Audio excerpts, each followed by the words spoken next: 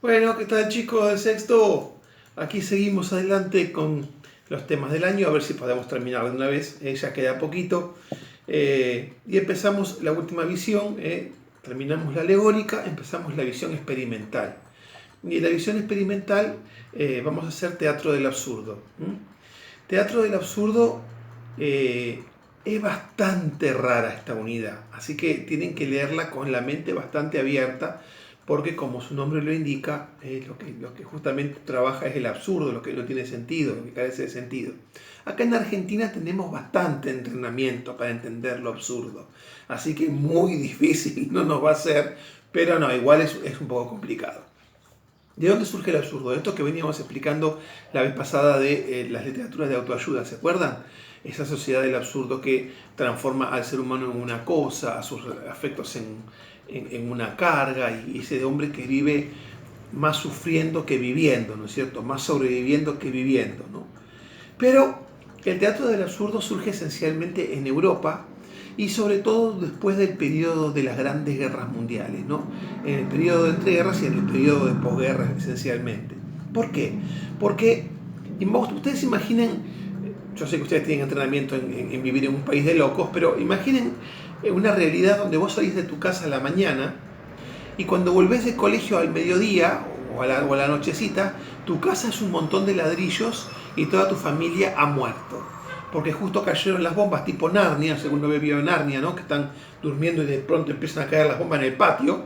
Bueno, esa realidad fue así y la gente experimentó esa posibilidad real y cercana de simplemente morir y desaparecer, ¿no? Y esa relación cercana con la muerte, esa sensación de que igual da lo mismo lo que hagas o que dejes de hacer, porque por ahí mañana volás en mil pedazos y se acaba la existencia, genera un poco esta visión del absurdo, ¿no? Esta sensación de que, ¿para qué? ¿Para qué todo lo que haces? ¿Para qué la vida? ¿Para qué el esfuerzo? ¿Para qué el trabajo? Si te cae una bomba mañana y desapareciste. Todo eso que haces, todo eso que hay que hacer, todo eso que moralmente se espera que hagas, no sirve para nada, si en un segundo todo eso puede llegar a desaparecer. Y esta sensación de la inmediatez de la desaparición, de la inmediatez de la muerte, lleva al hombre a esta manera de expresar la literatura, que es el absurdo, ¿eh? Y que también se va a ilustrar poéticamente en todo lo que tiene que ver con literatura de vanguardia. ¿Qué es la literatura de vanguardia? Son pequeños movimientos efímeros que duran 2 o 3 años, muy cortitos, que tratan de generar una poesía nueva, o sea, una poesía para esta época, imagínense, para esta etapa donde nada es seguro, donde uno no puede confiar en nada, ¿no? Y estas vanguardias tienen como idea el hecho de que sea el lector quien termine el texto. El autor lanza un texto que es muy raro, ellos le llaman críptico, o sea, un sentido está oculto dentro de ese texto, y es el lector quien tiene que saber qué significa el texto. En realidad el texto no significa nada, lo que es una invitación a imaginar qué puede llegar a significar, ¿eh? Como esos cuadros medio futuristas, ¿no es cierto?, de Picasso, donde uno ve manchas y colores, y uno dice, esto es pintura que se cayó. No, no, esto significa el hombre luchando contra la sociedad de consumo. Es una mancha. Lo que puede llegar a significar lo pone el que está viendo la pintura. Bueno, lo mismo pasa con las vanguardias. Son como desafíos que publicaban así dentro de un manifiesto que ponía sus ideas básicas y que el lector tenía que completar su significado, ¿no es cierto? Una poesía áspera, dura, difícil de entender, que es contra todo lo que la poesía es en sí misma, o sea, no habla del amor, no habla de, o mejor dicho, habla del amor, pero lo hace de una manera fría, lastimante, ¿no? Dolorosa. Y esa manera de expresar la poesía es un poco la forma en que el hombre había quedado por dentro, ¿eh? Luego de sufrir el horror de la guerra, había quedado como con la sensación de que nada tiene sentido, de que nada lleva a ninguna parte, de que el hombre es verdugo del hombre, el lobo es lobo del hombre, ¿no? El hombre es lobo del hombre, como decía Tosca por ahí. O sea, el hombre siente justamente lo vano que es, lo inútil que es todo el esfuerzo que se hace en la vida para lograr aquellas cosas que te van a permitir llegar a la felicidad, ¿no?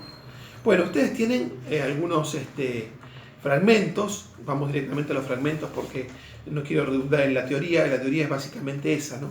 Enfrentarse ante una humanidad que siente que no va para ningún lado. Y vamos a empezar con el primer texto, que es Así es si les parece, que es de Luigi Pirandello. Así es si les parece es un texto que se refiere esencialmente al tema de la verdad. Y ya desde el título trabaja el tema de la verdad, porque el título es un contrasentido.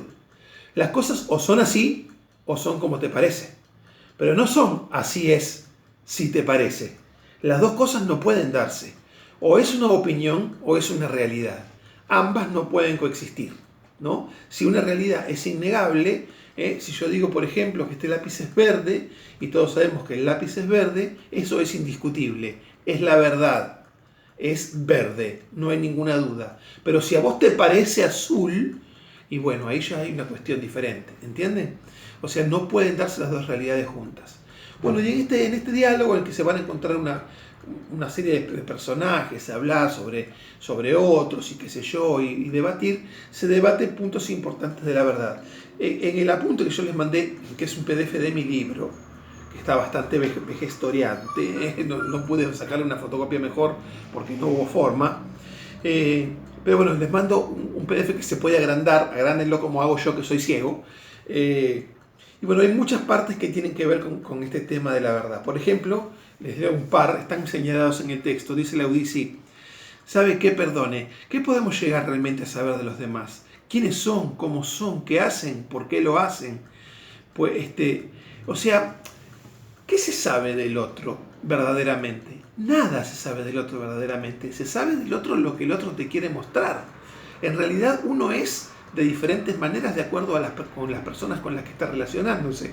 Vos te relacionás conmigo, sos de una manera, viene otro profesor, te relacionás de otra forma, más participativa o menos participativa, más abierta o más cerrada. ¿Y vos cómo sos en realidad? Y depende de quién le preguntes, sos de diferente forma. Lo que uno puede llegar a saber del otro es simplemente una visión, ¿no? La verdad es un concepto evanescente. No es confiable ni siquiera la propia verdad, lo que uno puede llegar a decir. Bueno, hay varios fragmentos destacados, están marcados con un arquito. Esos son los más importantes, donde está escondido el sentido, ¿no?, del texto este. Pero que básicamente dice eso, que es inaccesible la verdad, que hay tu verdad y mi verdad, que ya no hay una verdad original. Miren, el concepto original de la verdad es que todo lo que no es verdad es mentira. ¿Y cuántas verdades hay? Y una. Porque si puede haber varias verdades, algunas verdades se equivocan. Ese sería el objeto filosófico de la verdad. No puede haber más de una. Pero en tiempos del absurdo hay tantas verdades como personas. Porque empezamos a hablar de tu verdad y mi verdad, tu idea y mi idea. Bueno, ese es tu punto de vista, pero yo tengo otro. Y mi punto de vista es tan válido como el tuyo. Y la verdad que no. Hay puntos de vista que no son tan válidos como el tuyo. Son diferentes, pero están mal. Llega un momento en el que no se puede opinar blanco y negro del mismo objeto. Este lápiz no es verde y azul al mismo tiempo. O es verde. ¿Cómo lo ves? ¿Lo ves verde o lo ves azul? O sea, no es variable la interpretación de un objeto cuya verdad es objetiva. Y en la vida pasa lo mismo. Si la verdad existe en una sola parte. Si no, todo lo demás que no es verdad es mentira. Pero el absurdo atomiza las verdades. Y cuando todas las verdades son válidas, todo el mundo tiene razón. Y cuando todo el mundo tiene razón, significa que todo el mundo se equivoca. Porque no puede haber una dirección generada por nada. Cada uno va para su lado y eso justamente es el absurdo. Así que bueno, el texto lo que propone es eso, que la verdad no existe, que no se puede saber nada de forma definitiva y que solo se puede conocer versiones de la realidad. Así es si les parece. Vaya. Bien. Pegadito a ese texto hay un texto muy raro que se llama Ascensión y caída de la ciudad de Mahagoni. Al costadito hay un dibujo que tiene tres pelados. Es este el dibujo, ustedes lo van a ver en el apunte que yo les mando. Y arriba de las cabezas de los pelados dice, bueno, entonces no. Bueno, entonces no, es la base de un criterio básico del absurdo, que es el status quo. El status quo es el estado de quietud, es decir, aquí siempre las cosas se hicieron mal. ¿Y eso qué significa? Y que no van a cambiar. Y pero siempre se hicieron mal, se pueden hacer bien. No, hace 50 años que venimos haciendo las cosas así mal y la gente se acostumbró, no va a cambiar. Pero eso no es una forma de pensar las cosas. Buah, seguimos después del recreo. Nos vemos.